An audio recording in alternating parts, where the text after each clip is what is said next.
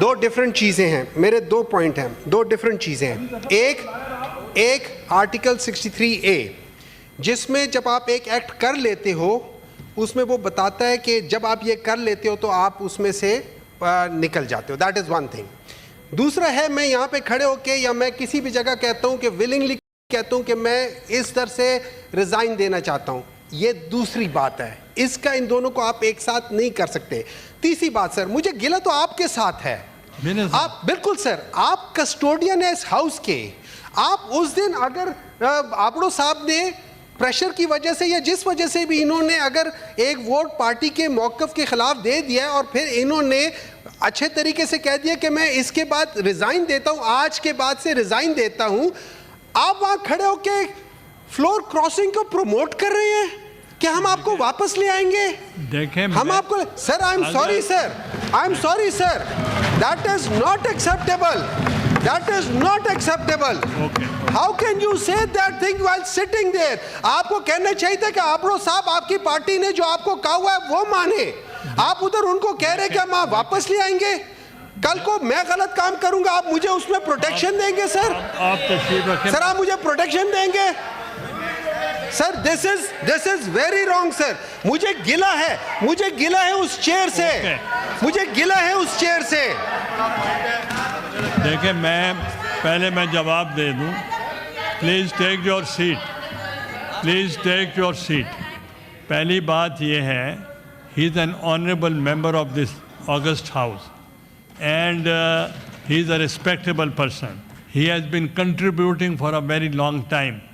मेरा कहने का मकसद ये था, अगर आपकी पार्टी follows the rules, अगर आपकी अपनी जमात और अगर वो खुद रूल्स को फॉलो करते हैं, प्लीज़ टेक।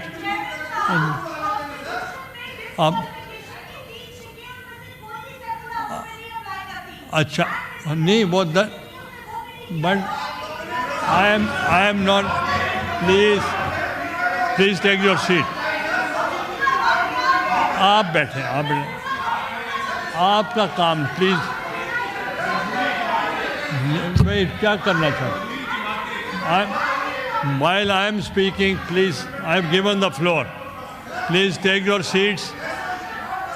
सुने, आप बैठे, please take your seat.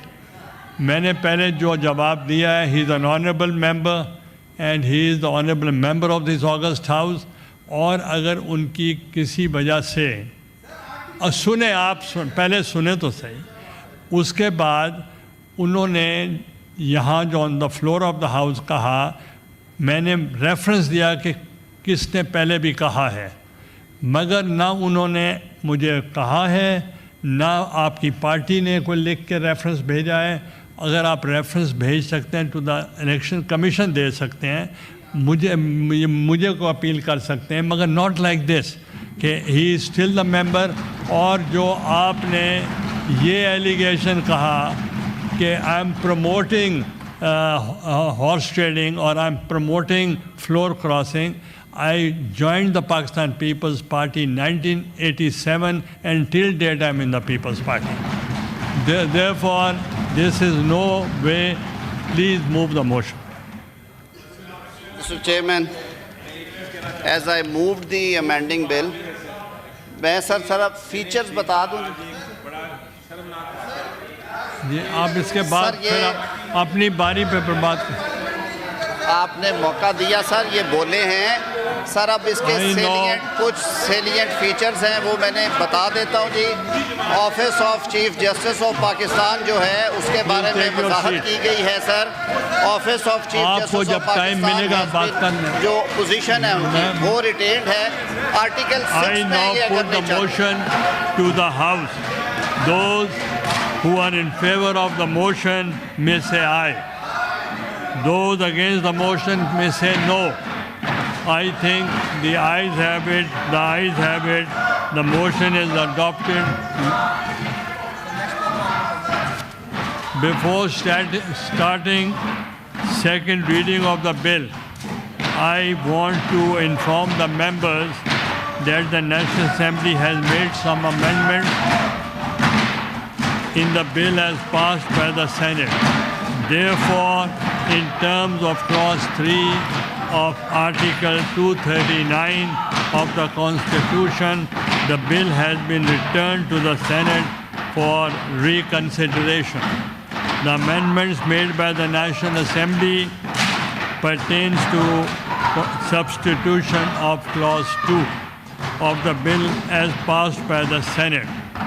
Insertion of the new Clause 2A, substitution of Clause 23, amendment in Clause 56 of the bill as passed by the Senate, and omission of the Clause 4, 19, 51 and 55 of the bill as passed by the Senate.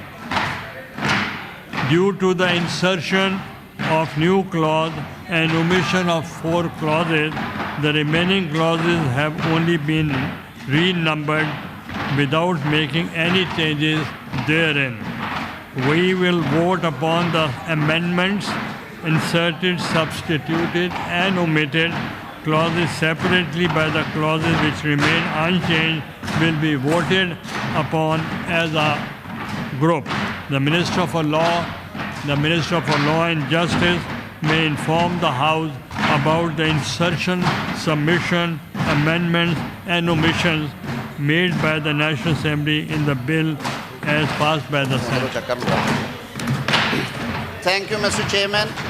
Sir, जैसे कि ये सब के इल्म में है कि इस अगस्त हाउस ने 27th constitutional amendment bill pass किया और ये ट्रांसफर कर दिया गया under the scheme of constitution and law, और वहाँ पे नेशनल असम्बली ने जब टेकअप किया तो सरसे में सर कुछ डिबेट जनरेट हुई। 2 चीज़ों के ऊपर कुछ कन्फ्यूजन थी। एक तो था कि जो position of chief justice of Pakistan है वो आया रिटेन्ड है इन अमेंडमेंट्स में या नहीं है। सर, उसको मज़ीद क्लैरिफाई करने के लिए मुझे president supreme court bar association और vice chairman Pakistan bar council ने भी कहा जी, उन्होंने भी मुझे कहा, और हमारे कई जो अरकान कौमी असम्बली है उन्होंने भी कहा, इवन अपोजिशन की तकारीर में भी इसकी वजाहत पूछी गई। वो सर जो प्रोविजंस हैं उन्हें क्लैरिटी के साथ दिया गया है। आर्टिकल 176 में ये कह दिया गया है कि office of chief justice of Pakistan जो है वो है, यानी जो उनकी पोजीशन है, ये सर एक पोजीशन है चीफ जस्टिस ऑफ पाकिस्तान की, और जो मौजूदा incumbent chief justice of Pakistan हैं, he will continue to hold this position until he holds the office of Chief Justice of Pakistan. Sir, इसी तरह डिफ़ाइन कर दिया गया है चीफ जस्टिस ऑफ पाकिस्तान के पोजीशन को, और कह दिया गया है कि फेडरल कॉन्स्टिट्यूशनल कोर्ट के चीफ जस्टिस और सुप्रीम कोर्ट ऑफ पाकिस्तान के चीफ जस्टिस